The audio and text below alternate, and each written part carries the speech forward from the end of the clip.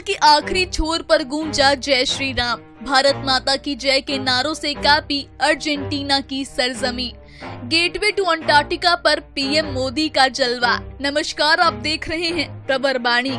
प्रधानमंत्री नरेंद्र मोदी एक बार फिर उस जगह पहुंच गए हैं जिसे दुनिया का आखिरी छोर कहा जाता है। घाना और त्रिनिदाद के बाद अब अर्जेंटीना की धरती पर पीएम मोदी का स्वागत जिस अंदाज में हुआ वो पूरी दुनिया को चौंकाने वाला था। जय श्री राम और भारत माता की जय के नारों के बीच पीएम मोदी जब उशिआइया में उतरे तो ये सिर्फ एक राजनयिक यात्रा नहीं बल्कि भारत की बढ़ती ताकत का प्रतीक बन गया। उशुआइया अर्जेंटीना के टिएरा डेल फुएगो राज्य की राजधानी है और इसे दुनिया का अंतिम शहर माना जाता है। ये शहर मार्शल पर्वतमाला और बिगल चैनल के बीच स्थित है और अंटार्कटिका से महज 1000 किलोमीटर दूर है। यही वजह है कि इसे गेटवे टू अंटार्कटिका भी कहा जाता है। 1902 में यहाँ एक जेल बनी थी जिसमें देश के खतरनाक अपराधियों को रखा जाता था। इन कैदियों से जबरन काम कराकर इस शहर की बुनियाद रखी गई थी। 1947 में जेल बंद हुई और इसे एक संग्रहालय में बदल दिया गया। इस ऐतिहासिक जगह पर पीएम मोदी के आगमन का असली मकसद कुछ और ही था। लिथियम के भंडार को लेकर रणनीतिक साझेदारी को मजबूत करना। अर्जेंटीना, चिली और बोलीविया मिलकर दुनिया के 80% लिथियम का उत्पादन करते हैं, जिसे लिथियम ट्रायंगल कहा जाता है। इलेक्ट्रिक व्हीकल्स, बैटरी और एनर्जी स्टोरेज में इसकी मांग तेजी से बढ़ रही है।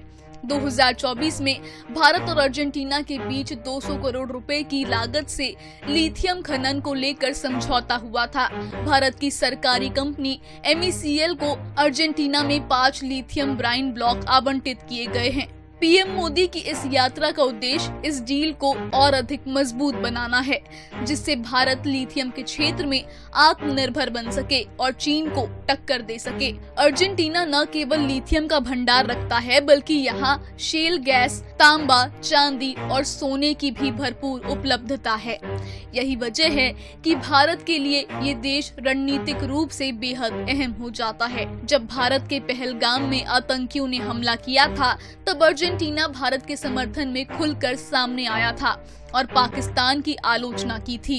ये दोनों देशों के बीच रिश्तों की गहराई को दर्शाता है। भारत के लिए ये यात्रा सिर्फ एक खनिज संसाधन की खोज नहीं है बल्कि ये उस रणनीतिक विजन का हिस्सा है जिसमें मोदी सरकार भारत को ऊर्जा और तकनीक में आत्मनिर्भर बनाने की दिशा में लगातार प्रयासरत है। सबसे खास बात ये रही कि मोदी के आगमन पर जिस तरह से जय श्री राम और भारत माता की जय के नारे लगे, उसने ये संदेश दिया कि भारत का सांस्कृतिक और राजनीतिक प्रभाव अब दुनिया के आखिरी छोर तक पहुंच चुका है।